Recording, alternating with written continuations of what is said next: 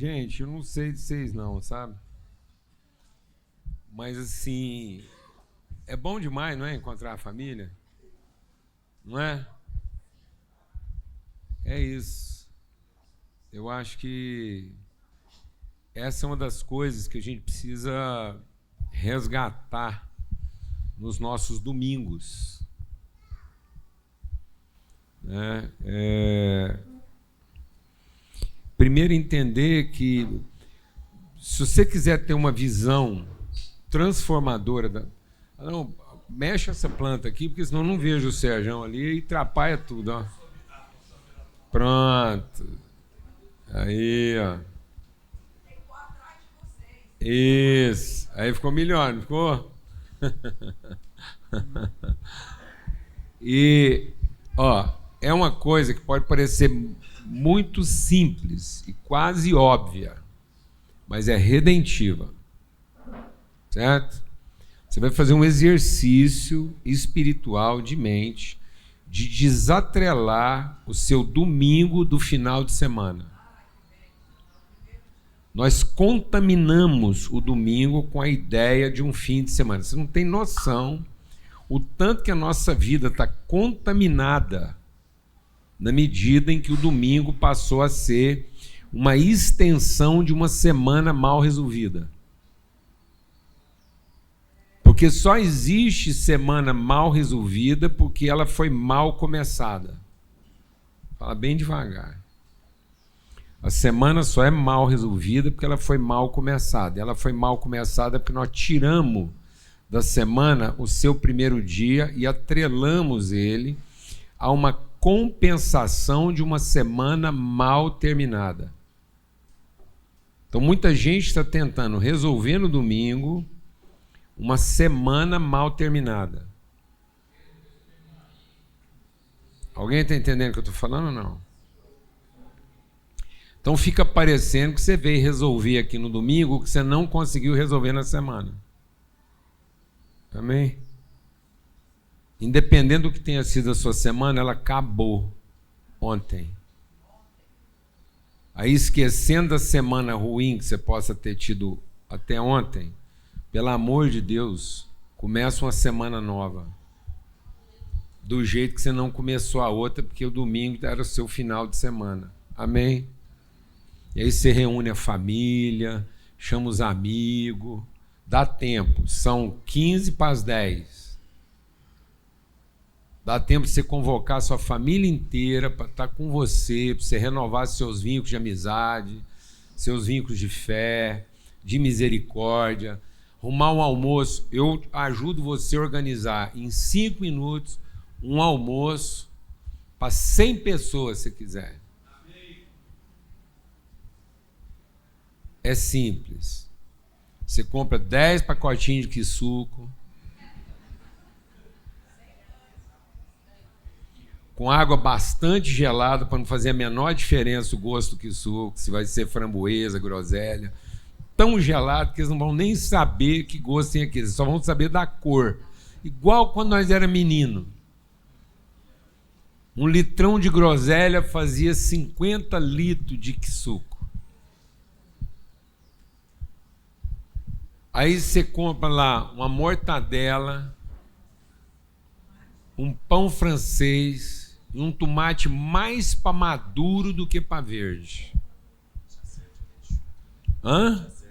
Já serve ketchup. Enfia aquilo num pão, faz um mutirão lá de 5 pessoas para ajudar, em 15 minutos, tem 50 sanduíches prontos. E vou te falar uma coisa.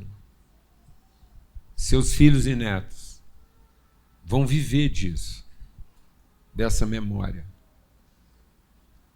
Sabe por que as pessoas não estão conseguindo enfrentar a vida? Porque elas não têm mais memória de afeto.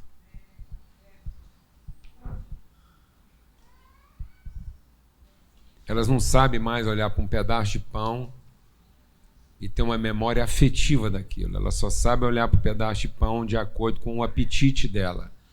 Aí do pão ela vai para o croissant, ela vai para o caviar. E sabe o que vai satisfazer o apetite dela? Nada. se ela não tiver o quê? Memórias de domingo.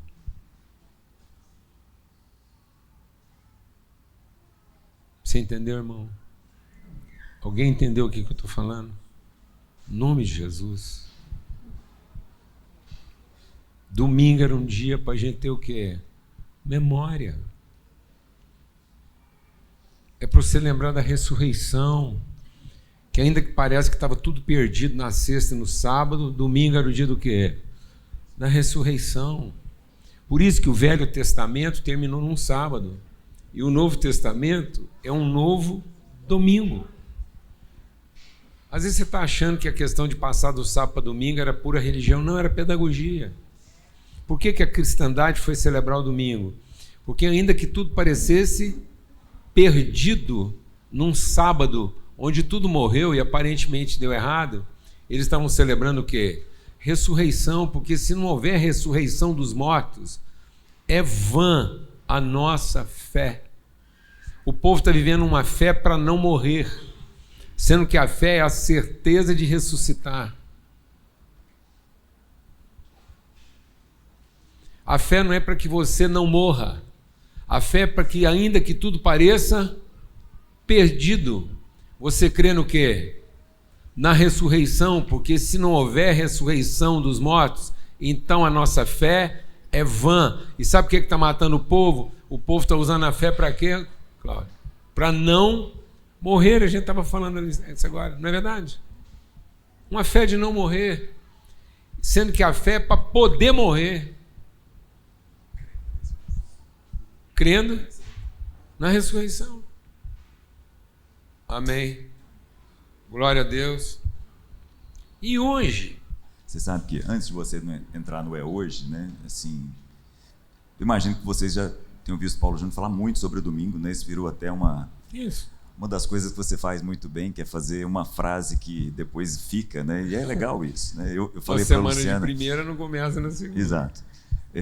Falei para a Luciana essa semana que você é um aforista. Ela, o que é isso? É aquela pessoa que tem a habilidade de conectar verdades e expressar numa frase que a gente lembra com facilidade depois. Isso é um dom que Deus te deu, né? Uma semana de primeira não começa na segunda. Mas interessante, quando João está na ilha de Patmos e ele vai viver tudo aquilo que nós chamamos de Apocalipse, ele diz assim: eu estava na ilha de Patmos por causa do testemunho, por causa de tudo aquilo e por causa de todas as perseguições do Evangelho.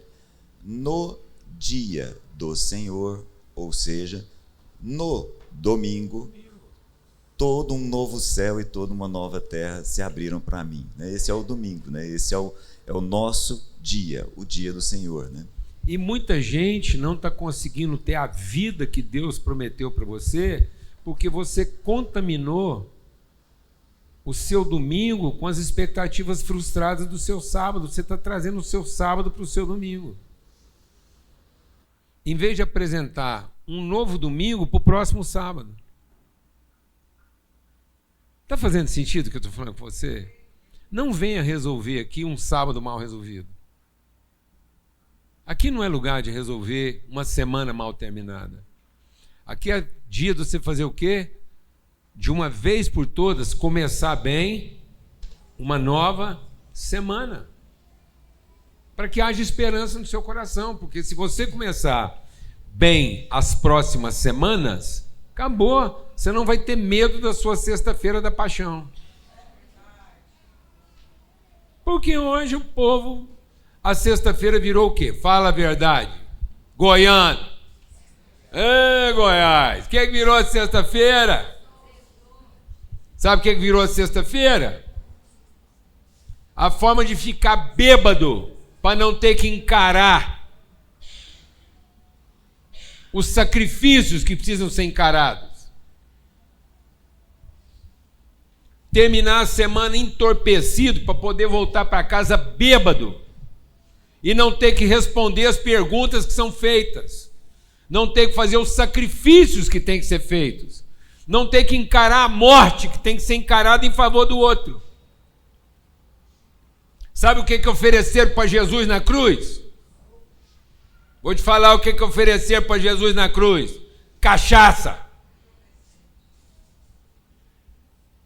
Foi o que ofereceram, não foi? O que ofereceram para Jesus na cruz? Por que você não toma um gole para aguentar essa bagaça? Por que você não toma um entorpecente? Um analgésico? Para aguentar essa mulher que Deus te deu, esses filhos que Deus te deu, essa vida que Deus te deu. Toma uma pinga. Porque só com a cachaça para você aguentar essa dor. Aí tem lógico. Chega no domingo aqui quem? Fala para mim, mano. Os de ressaca. Foi tomando. Começou tomando na sexta. Já emendou com um casamento, uma festa de 15 anos no sábado. Aí chega aqui meio mal dormido. Achando que vai, não é, mano. Se não começou bem, sabe que dia vai terminar bem?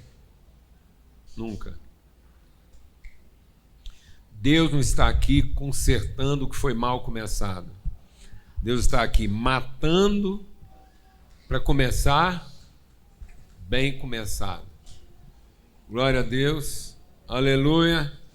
Domingo dos domingos, meu irmão Cláudio. Se não é um domingo para ser celebrado, hoje é o domingo dos domingos. Porque é o domingo de uma semana que vai terminar num próximo domingo. Ela vai terminar num sábado de morte, para a gente poder entender o próximo domingo. Então, hoje é domingo de Ramos, que é o último domingo dos domingos, para ser a antevéspera do domingo dos domingos, que vai ser o domingo de Páscoa. Então, nós estamos aqui com 2 domingos para serem muito bem celebrados. Amém? E eu estou insistindo nisso, meu irmão, até a conversa sobre isso. Vamos ler o texto bíblico. Lá em Mateus, no capítulo 21.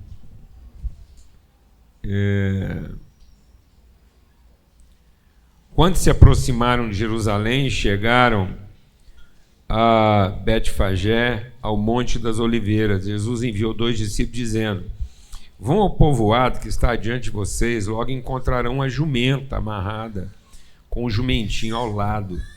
Desamarrem-nos e tragam-nos para mim. Se alguém perguntar algo, digam que o Senhor precisa deles, e logo os devolverá.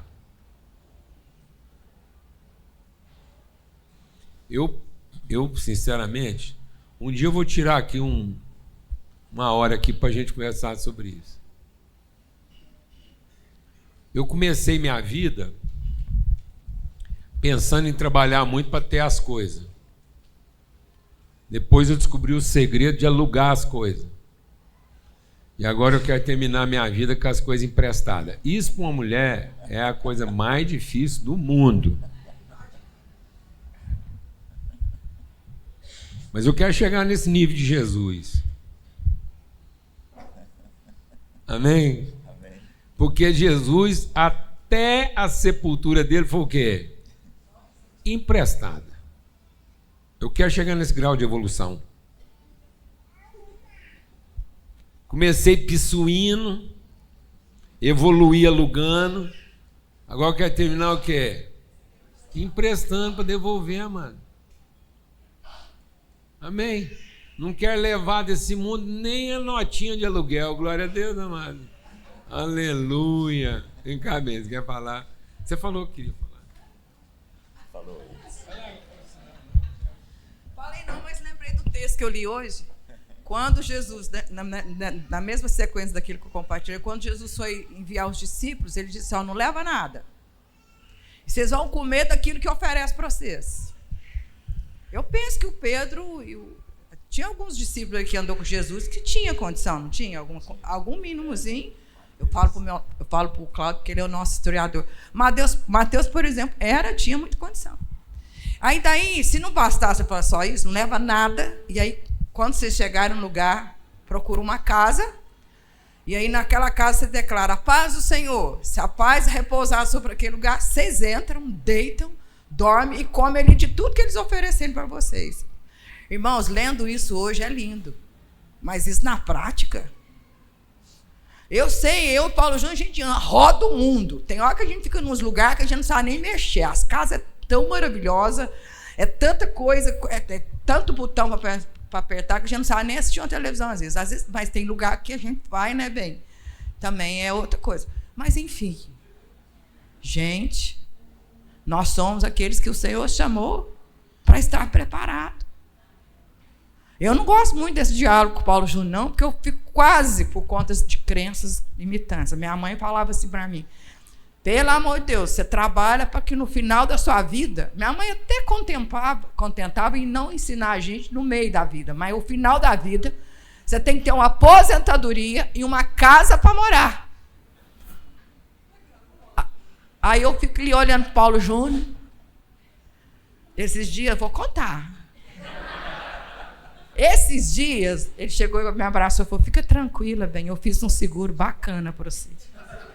Se eu morrer, você não vai precisar ficar desamparada. Eu falei assim, mas o problema é que você tem que morrer, eu não quero que você morre. Entende? É ruim, né? É difícil. Então, é muito interessante isso, porque eu e a Alana, a gente só ficou em casa de luxo até hoje.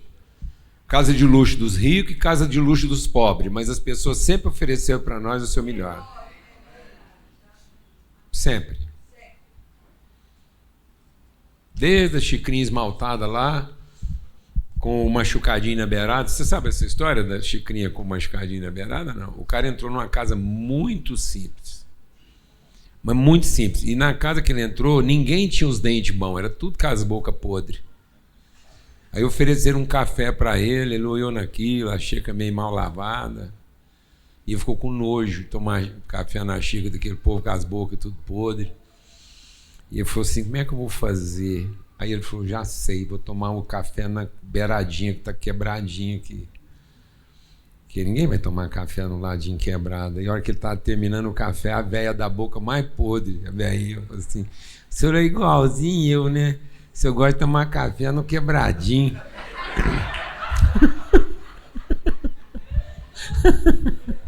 Tem escapatória não, mano. Amém? Então, voltando aqui para esse domingo de Ramos, diz assim, ó. Isso aconteceu para que se cumprisse o que fora dito pelo profeta Zacarias. Quem quiser saber é profeta Zacarias, capítulo 9 lá. Digam à cidade de Sião, a Jerusalém, né? Alegre-se, ó Sião, regozije-se, Jerusalém. Eis que o seu rei vem a você em humildade, montado numa jumenta, num jumentinho, cria de jumenta. Desde a profecia de Isaías, criou-se, então, associaram o jumento à figura do Messias, né? Então, o jumento... Por que jumenta? Porque jumenta é... Quem já foi no Nordeste aqui? É igual o cachorro vira-lata, aquilo dá em qualquer coisa, que lá parece que nasceu do chão, não é? Jumento é um trem que ele é tão rústico, tão básico, que é igual a nós mesmo. É esse brasileiro misturado com tudo, que come qualquer coisa, vive em qualquer lugar, sobrevive em qualquer clima. Se tem um povo que nós podíamos chamar de jumento com carinho, é o brasileiro, na face da terra. Entendeu? Com qualquer coisinha a gente resolve. Tá vendo como é que a glória de Deus pode ser revelada a partir de qualquer jumento, uns mais bonitos, outros mais feios, entendeu, Belarmino? Mas é tudo isso aí. Somos nós. Jumentos que foram levados, não é? Coisa que brotou ali. Aí ele diz, então, aí começou uma coisa que não combinava, passou a combinar. Se você não fizer essa transformação interior, você não vai nunca entender o Messias na sua vida, não. A redenção de Cristo que você está esperando. Você está esperando que ele vai te dar uma coisa que só o capeta vai dar, mano. Você está esperando um tipo de evangelho que não é o evangelho. Isso aqui é o evangelho. Aí ele diz lá, o Messias vem montado numa jumentinha. E aí os discípulos foram e fizeram tudo que ele tinha ordenado. Trouxeram a jumento, o jumentinho, colocaram sobre ele os seus mantos. Então os discípulos, sabe qual foi o arreio? Sabe qual foi a cela de Jesus? A roupa, a túnica dos discípulos. Colocaram, que coisa linda, rapaz, que coisa, não é? Que cena. Aí diz assim, e aí Jesus montou, uma grande multidão estendeu seus mantos pelo caminho, talvez a exemplo dos discípulos. Então eles A rua de Jesus foi pavimentada com as roupas, com as vestes. Né? Há um sentido de desnudar-se para prestar reverência ao outro. Reconhecimento. Outros cortaram ramos de árvores e espalhavam pelo caminho. Eu lembro da minha infância, domingo de Ramos, né? Puxa, eu e a Lana vinha comentando pelo caminho, né? Quanto da nossa arte a gente foi perdendo, né? Então, principalmente a comunidade evangélica, talvez pelo zelo de não parecer outra coisa, a gente acabou abdicando de algumas coisas. Então, nas ruas do interior, o povo pegava serragem colorida. Não é? Bem no interiorzão, pegava serragem colorida, tudo quanto é cor, coloria a serragem e depois fazia mosaicos artísticos, uma arte maravilhosa que ia durar algumas horas. Mas não é? Puxa vida, aquela trabalheira toda, o povo desde madrugadinha desenhando. Você chegou a ver isso na rua? Cláudio do céu, você não tem noção. A cidade inteira mobilizada para fazer desenhos com serragem, rapaz. Com serragem com palha de arroz. Então o povo coloria a palha de arroz. Levava aquele tanto de as cerealistas, não é? Você chegou a ver isso, Sérgio? Não é? Cerealista, o povo ia buscar saco de palha de arroz, coloria aquilo em casa, coloria serragem, e depois gente de tudo quanto é idade, menino, gente velha, trabalhando junto, colorindo na rua, ao que depois a chuva ia lavar. Alegria. No domingo de Ramos, a rua amanhecia, moço. A rua da cidade amanhecia decorada. Você consegue imaginar uma avenida Anhanguera decorada assim, 2 quilômetros de pintura, mosaicos. Quem viu isso aqui? Quem chegou a ver isso aqui? Você é um privilegiado. Por isso que lá em casa, amado, quem entra lá em casa fica meio chocado. Lá em casa tem presépio, tem imagem de São Francisco, você fica preparado para ir lá em casa.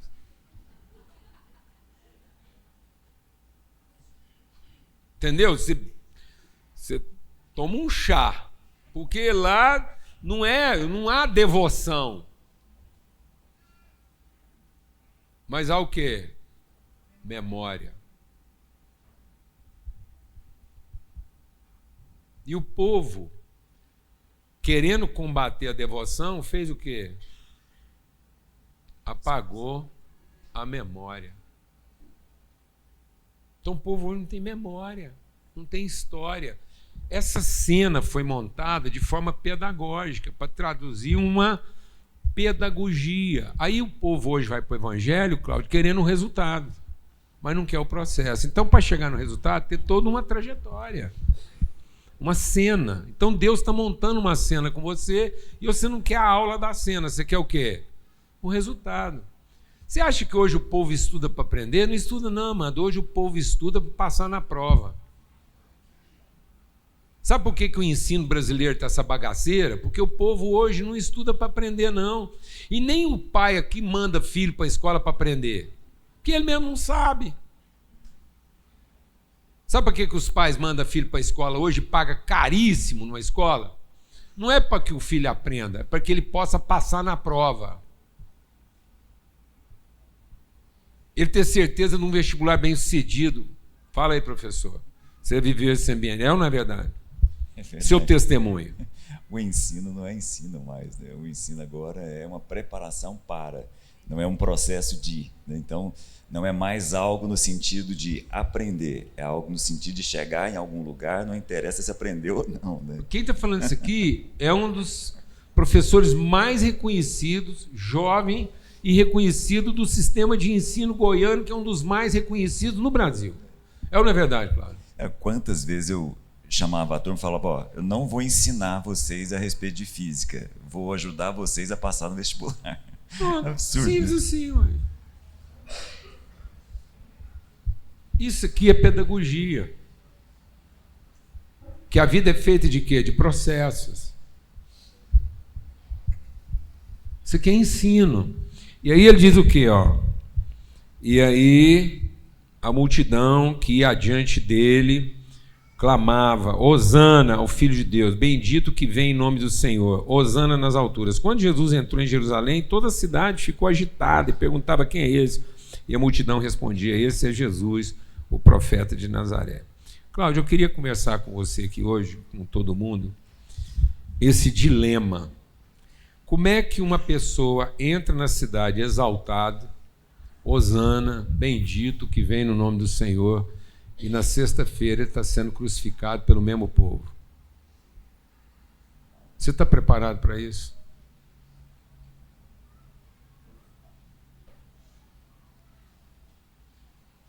É esse o evangelho que está educando você?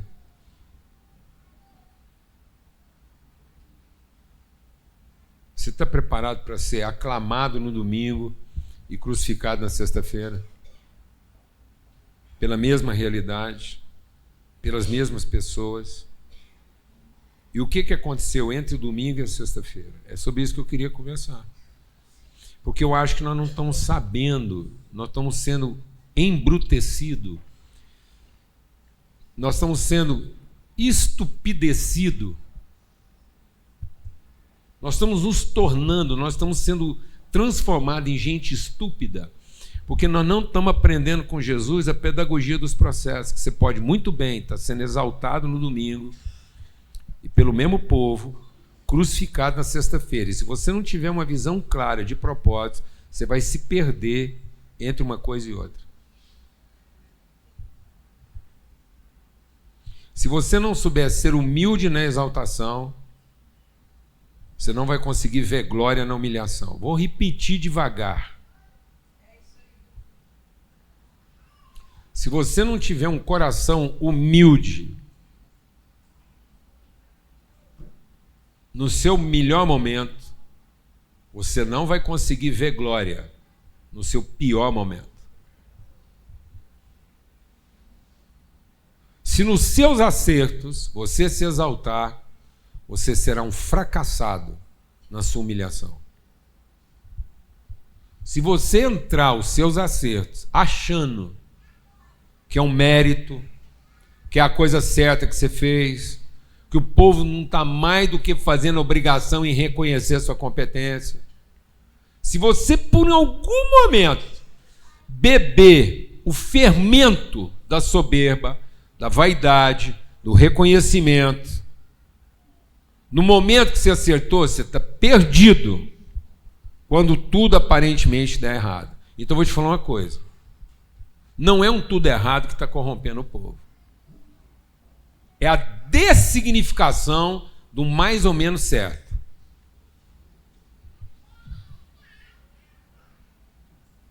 Vou repetir. É a ideia de que você está garantido no certo, que não está sabendo você enfrentar um tudo errado. É achar que um tudo certo te garante, que não faz você entender qual é o propósito de você estar passando por um tudo errado. Porque aí na hora de um tudo errado, você vai enfrentar aquilo com desapontamento. Foi, escuta, onde é que vocês estão com a cabeça aí? Eu sou o cara do domingo de Ramos. Qual o sentido dessa sexta-feira da paixão? Você não vai ver sentido na sua dor, no seu sofrimento, no seu sacrifício, se você entrar mal no momento da sua exaltação.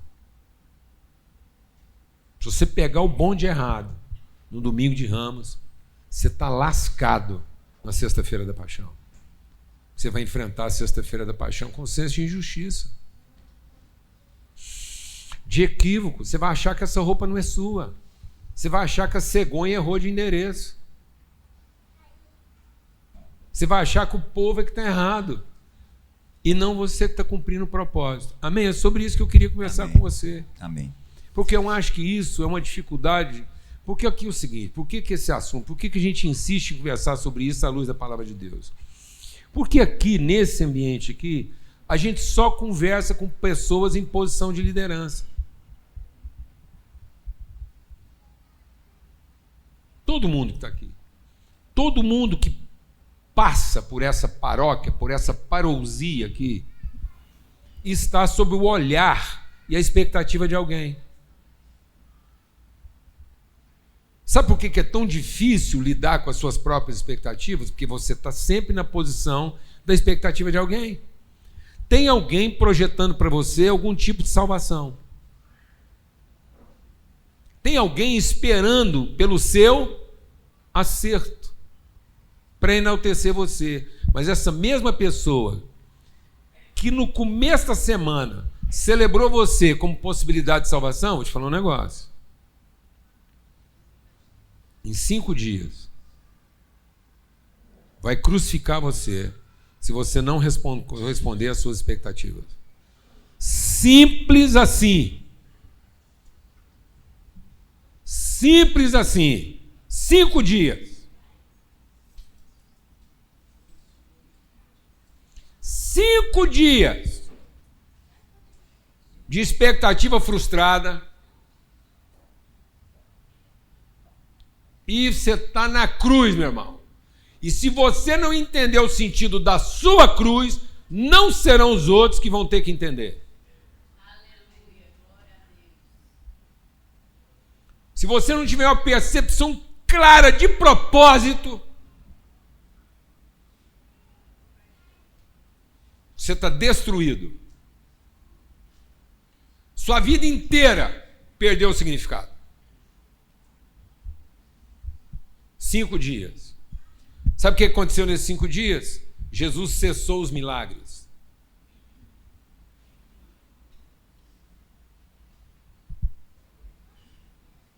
Exaltado como Redentor, hosana ao que vem em nome do Senhor. Sabe o que Jesus fez? De domingo até sexta.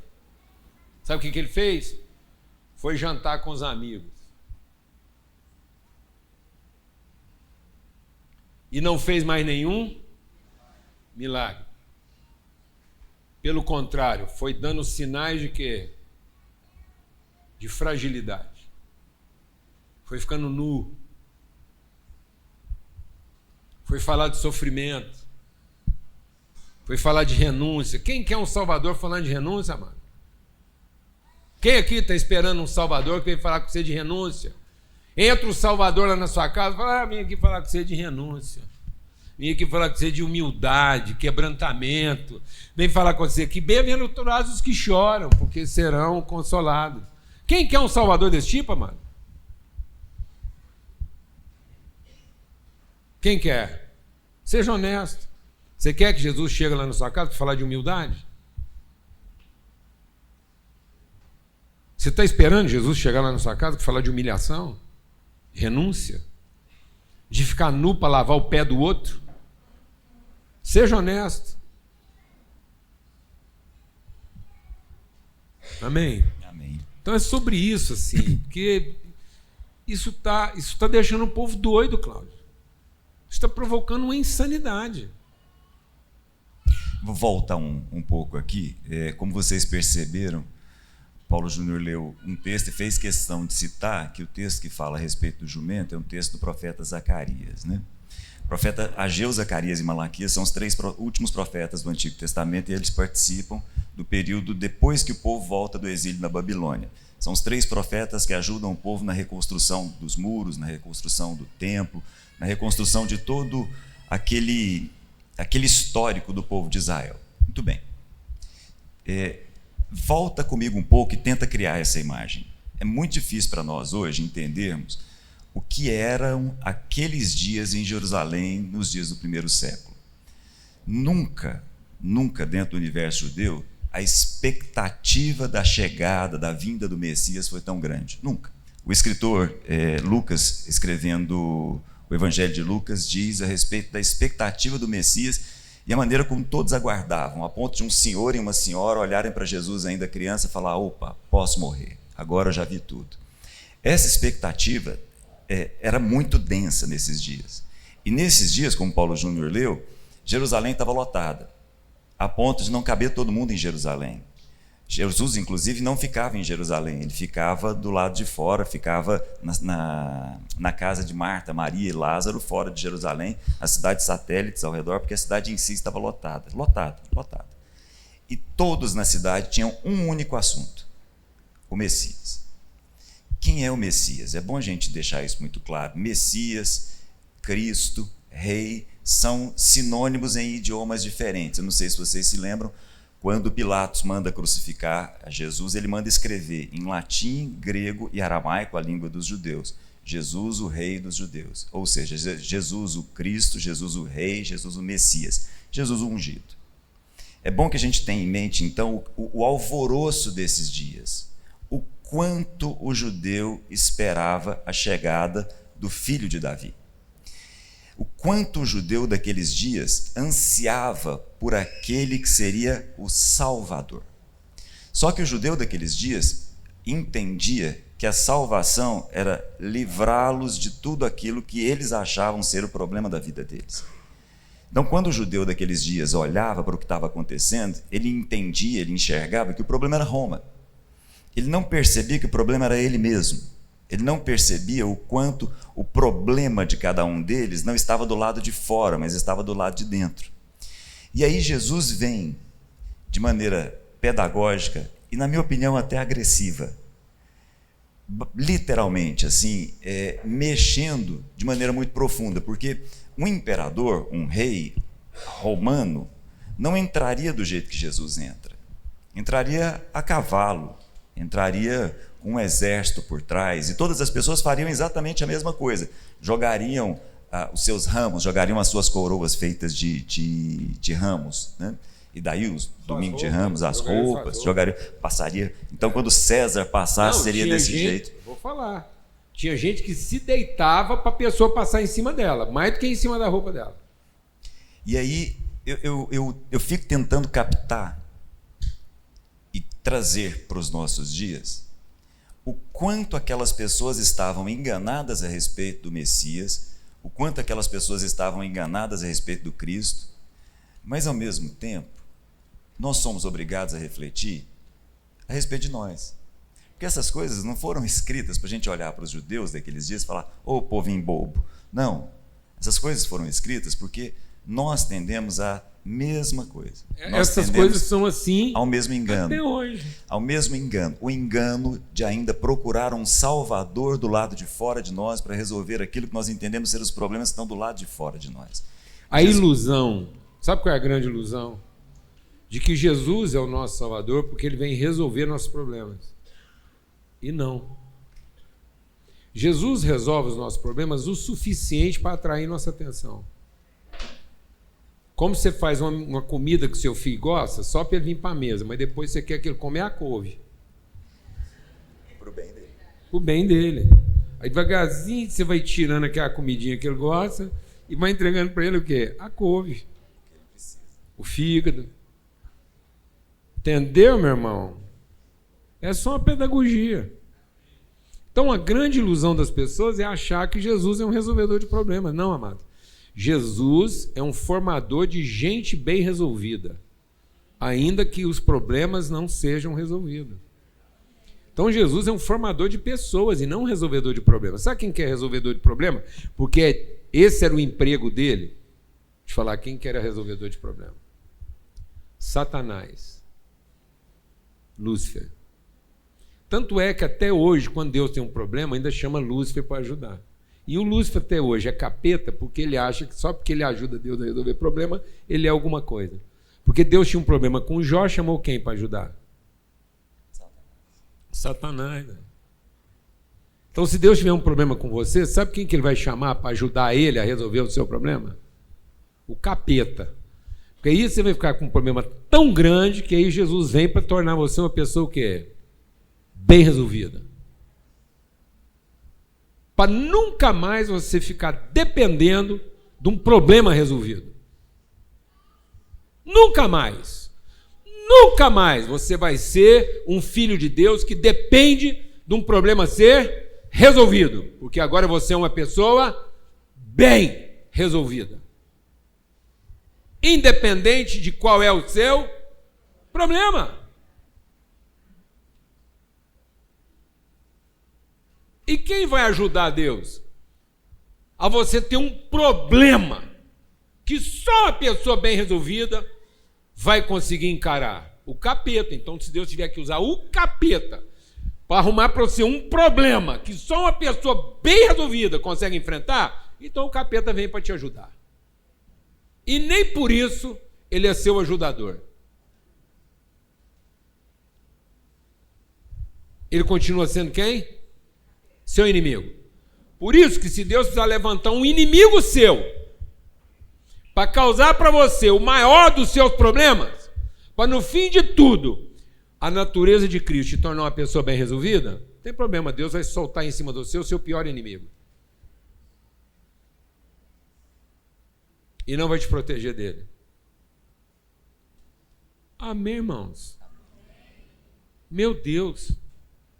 Não é isso? Esse é o ponto. Esse é o ponto. Esse é o ser humano que encara o domingo de Ramos, mas sabe viver a sexta, o sábado e o domingo da ressurreição. Esse é o ser humano. O seu domingo de Ramos montado numa jumenta. Melhor que na jumenta, no filhote da jumenta. Entra o seu domingo de Ramos a pé. Rapaz, nós estamos querendo começar a partir de uma demonstração de poder, de força. Nós estamos querendo entrar na nossa vida com tanque, com pá, não sei o quê. Tem gente que é tão fissurado em expressões de poder que compra tanque falso. É verdade. É, relógio falso, camisa falsa, só para causar.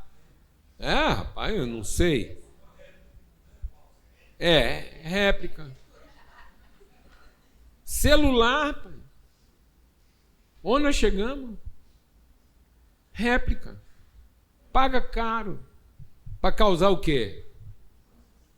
Para entrar o domingo de Ramos dele com o reconhecimento que ele merece, porque senão ele não vai conquistar nada. Se a pessoa não entender o poder que ela tem, se ele não causar uma impressão, que impressão, rapaz? É disso que as pessoas estão terminando frustradas depois, porque não aguenta depois pagar a conta do verdadeiro. Torrou tudo no que era falso, agora não sobrou nem porque é verdadeiro. Sabe o que é de verdade? Eu falo o que é de verdade. Verdade é casamento, você morrer, dar vida. Sabe como é que o Adão começou o casamento dele? Vou te falar como é que o Adão começou o casamento dele. Amém? Morto.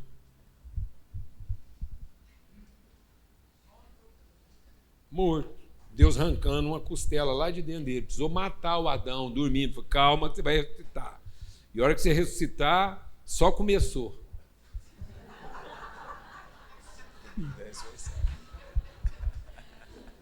Você vai olhar assim e falar assim, acha, montei! Essa é a Osme Alsace. É a mulher que veio para me ajudar. Veio mesmo. Veio para ajudar você a entregar tudo e derramar tudo que você tem na vida para entregar.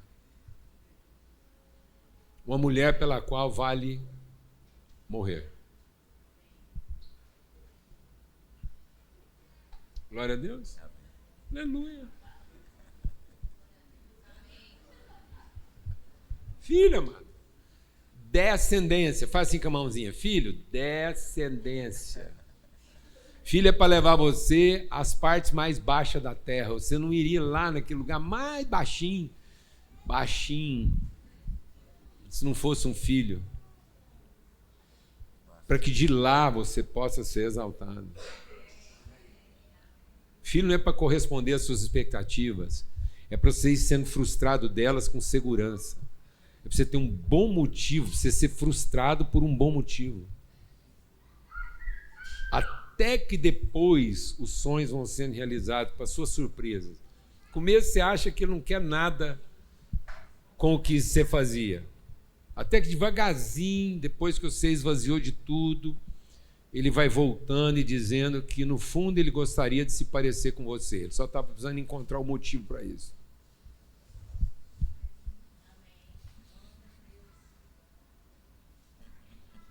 No fundo, ele não quer fazer o que você faz. Quer ser você. Ele não quer fazer o que você faz se aquilo que você faz corrompe quem você é. No fundo, ele está querendo dizer para você que ele gostaria de encontrar quem você é, para se parecer com você. Só isso. Glória a Deus, amados. Começa montado numa jumenta, irmão. 0. Amém? Não é isso? É isso. O ser humano que independe da circunstância. O ser humano que sabe receber a glória, sabe ir para a cruz, mas ressuscita. Rapaz, a nossa sexta-feira está ficando ruim. Vou te falar uma coisa. Mano. Você não quer ser cristão de verdade? Vira um bêbado. Aceita a cachaça da cruz. Eu tenho falado isso aqui, o povo fica chocado. Não fica no meio do caminho. Deus falou para você, ou você abraça a sua fé, ou você vira um bêbado. Porque como bêbado, todo mundo vai cuidar de você.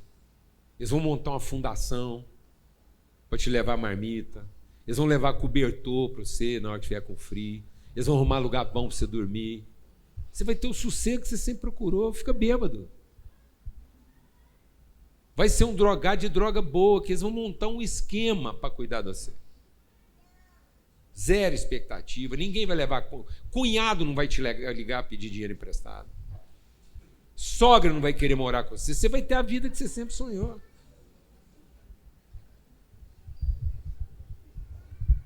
Filho não vai te pedir ajuda. 0. Mulher não vai pedir para você ficar bom, não. Ela vai juntar as amigas para fazer reunião de oração para ver se você cura.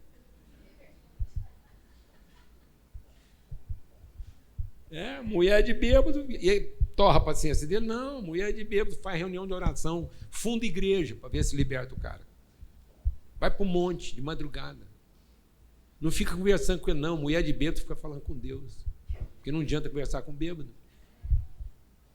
Então, ou você abraça o seu domingo de Ramos e entra nele montado no filho de uma jumenta, para você não projetar nenhum tipo de expectativa para aquilo que poderia ser o seu sucesso. Caso contrário, a sua sexta-feira, a sua semana inteira está comprometida. Porque você não vai saber frustrar as pessoas com segurança.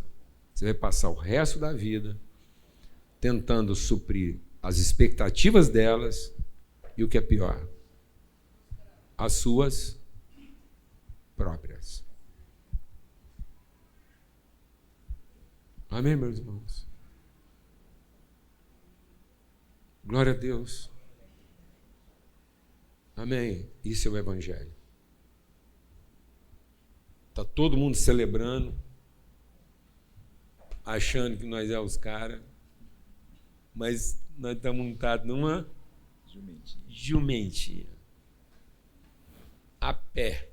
Amém? Sem ter que usar nenhum sinal de falsificação. Glória a Deus, amado.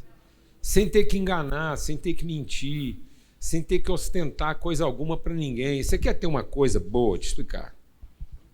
Você quer ter uma coisa boa, de marca, de tradição? Compra. Compra. Eu sou a favor. Mas compra aquilo que você conhece a história, você quer representar a arte, você quer traduzir a cultura. Você está entendendo o que eu estou falando? Você quer ter uma caneta boa? Então você vai lá e compra uma caneta boa, pelo que ela representa de quê? De história, de cultura, de tradição, de arte. Beleza. Igual você tem uma obra de arte em casa. Aí você representa a história daquilo. Você é alguém que conta aquela história. Mas aquilo não mexe com a sua cabeça. Você ter ou não ter aquilo, não vai te atrapalhar. Você não está querendo causar nos outros uma impressão de poder. Porque eu vou te falar uma coisa, tem gente que ostenta umas coisas e ele não sabe nada da história daquilo. Ele não sabe contar a história do relógio que ele tem no pulso. Sabe para quê? Não sabe. Ele sabe contar quanto custou. Antes de você chegar nele, ele vai falar do quê? Do preço. Entendeu? Você está sabendo o que eu estou falando ou não? Mas ele não sabe contar a história. Ele não sabe traduzir a arte, a cultura, os valores que estão implicados naquilo. Tem gente aqui que não sabe contar a história da Chanel. O que ela passou. O que ela traduziu na sua arte. Sabe usar uma fivela, mas não sabe contar a história. Tá claro isso? É isso, amados. Eu tenho um relógio em casa,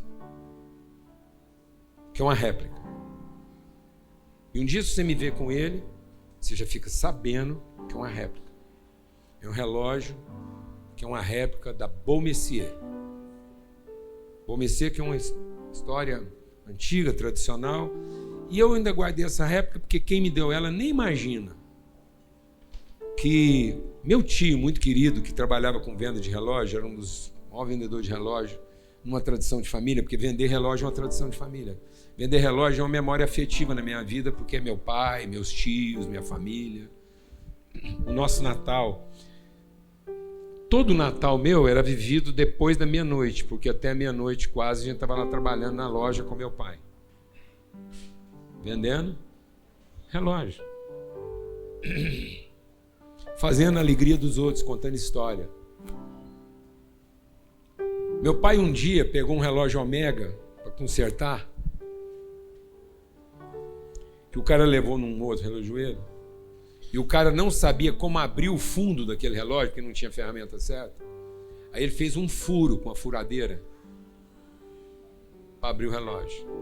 A hora que meu pai pegou esse Omega, correu uma lágrima no olho dele.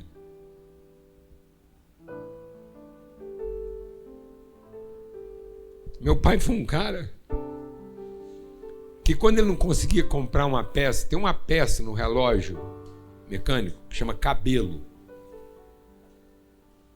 Cabelo é uma molinha feita de um fio mais fino do que um fio de cabelo. E é ela que dá o balanço, é ela que faz o relógio funcionar na sua sincronia, é a mola. A mola do relógio chama cabelo. Para importar aquilo na Suíça, às vezes levava anos, você não conseguia naquela época. Eu já vi meu pai uma semana inteira desembaraçando um cabelo de relógio só para o dono daquele relógio ter uma peça que é original.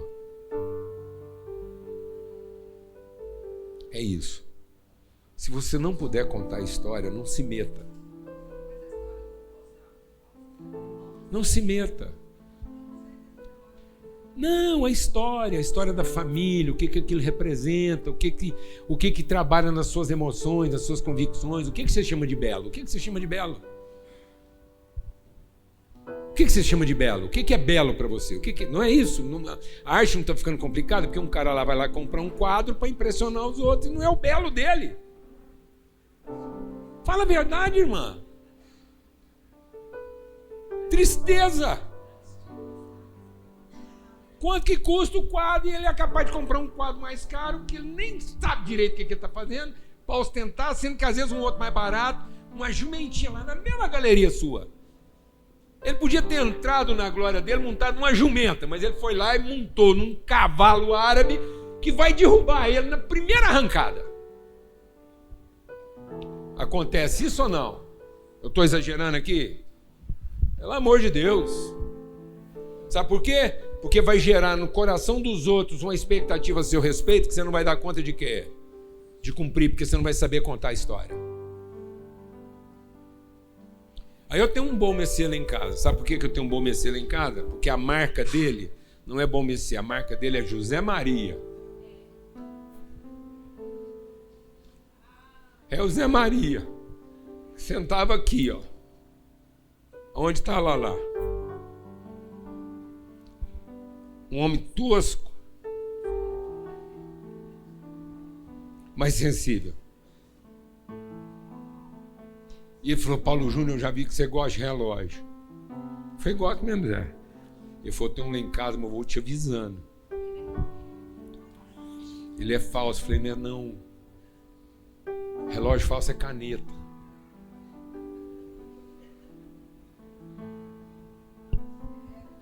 Se ele é relógio, ele não é falso. Ele pode ser uma réplica. Ele marca a hora, ele falou, marca. Eu falei, então é relógio, não é falso. Amém, irmãos? Aí ele falou, então tá bom, é uma réplica. Mas eu tô te dando, você sabendo que é uma réplica. Eu falei, não, Zé Maria, esse aí eu uso. Porque ele tem a sua marca. Sabe por quê? O Zé Maria sentava naquela cadeira, terminava o culto e falava assim, Paulo Júnior, entendi nada que você falou. Todo domingo o Zé Maria saía daqui e dizia assim, eu não entendi nada que você falou, mas fez todo o sentido. Cada dia que eu venho aqui, as coisas estão fazendo sentido, apesar de eu não entender nada. E ele morreu nessa paz. Porque agora ele era um relógio que marcava a hora certa. E dependendo da marca que estava estampada nele.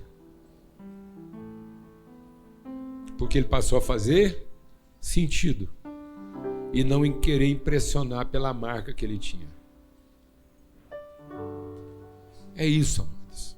Se não estiver fazendo sentido, não interessa o cavalo que você está montado. Amém? Se não fizer sentido, o seu domingo de Ramos vai ser o seu pior dia, porque você vai ser exaltado achando que isso vai ser o resto da sua semana. E às vezes o seu momento de maior exaltação é só para você começar a pisar uma semana difícil. Então começa a sua semana montado no quê? No filho de uma jumenta, amém? Porque se você entender bem o seu momento de glória, vai fazer todo sentido o seu momento de quê? De humilhação. Amém, meu irmão? É isso.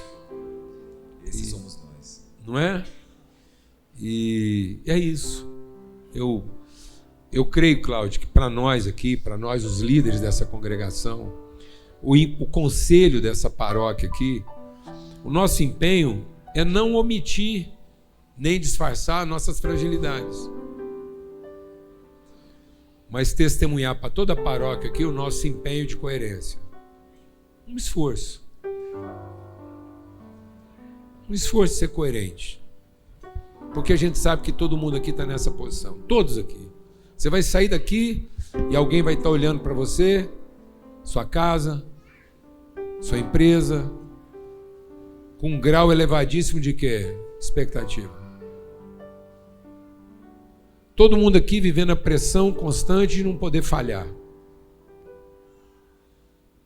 Todo mundo aqui vai sair daqui e alguém vai estar estendendo o manto e dizendo, chegou, quem vai resolver?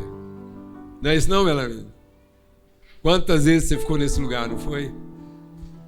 E como isso foi ficando pesado. Não é verdade? Como vai ficando pesado você ficar nesse lugar de que chegou, quem vai resolver? Amém? Glória a Deus. Queria te fazer um convite, mais do que um convite. Essa semana, a partir do dia 28, nós vamos ter a nossa conferência Sal da Terra. É uma conferência para todo mundo que está lá engajado, participando. Certo? Então tá lá, inscrições abertas. A hora que a gente terminar a nossa reunião aqui, nós vamos deixar aquele slide lá para você participar. Amanhã, lá na churrascaria Nativas, Fio do Bigode, um encontro de homens na hora do almoço, que a hora começa lá meio-dia, né? Do meio-dia às 2, se você chegar lá 5 para as 2, vale, mas vá. É uma reunião de homens Por que é uma reunião só de homem? Porque nós não estamos tendo problema com as mulheres, nós estamos tendo problema aqui só com os homens, então nós estamos fazendo um esforço para ver se os homens reúnem. Amém? Então, por isso, Fio do Bigode, amanhã, meio-dia. Ali está o nosso QR Code, as informações, para quem entende a responsabilidade e o compromisso de fazer frente a todos os desafios que nós temos aqui durante o mês, durante o ano, durante a semana, tá bom? Tá aí, você fotografa, copia, participa. Amanhã na Nativas, a partir de meio-dia, para os homens. Mas agora volta o slide, que a gente quer terminar com esse slide aí da nossa conferência. A Conferência Sal da Terra acontece em 2 endereços. Ela acontece em 7 endereços no Brasil, em 7 lugares diferentes no Brasil, no Nordeste, no Sul, Brasília, vão ter núcleos reunidos. Mas onde vai ser gerado o conteúdo é aqui em Goiânia e Uberlândia simultaneamente. Então vai entrar conteúdo sendo gerado lá na plataforma de Uberlândia, transmitido para Goiânia, vai ser gerado conteúdo na plataforma de Goiânia para todo o Brasil. E o nosso endereço é lá na Congregação Sal da Terra 90, a partir do dia 28. Então é lá que a conferência começa. Você faça a sua inscrição, programação do dia 28 até o dia 30. Se inscreva, porque é um momento assim, olha, o nível de preletor que nós vamos ter esse ano, a variedade de preletores que vamos ter esse ano, não é verdade, Cláudio? Homens e mulheres. Olha, eu estou assim, maravilhado do que Deus está reunindo para essa conferência, que não é propaganda. Isso aqui é responsabilidade. A gente se sente a responsabilidade de estimular você a participar. Não deixe de participar da nossa conferência 28 a 30. Amém? Com você aí para a gente... Vamos lá. Baixe sua cabeça, feche seus olhos. Vamos terminar esse momento com uma palavra de oração. Meus amados, que nós saiamos todos aqui convictos de que o Espírito que habita em nós nos faz pessoas que atravessam qualquer coisa. Nós estamos aqui para ser pessoas resolvidas em toda e qualquer situação. Em nome de Jesus, que nós soframos cada circunstância, mas que as circunstâncias não produzam quem nós somos. Que nós sejamos de fato quem nós somos no Senhor, filhos habitados pelo mesmo Espírito. Em nome de Jesus, leva-nos a uma semana na Tua presença, em comunhão, cheia de bênção repartida em todos os que estão ao nosso redor. Em nome de Jesus.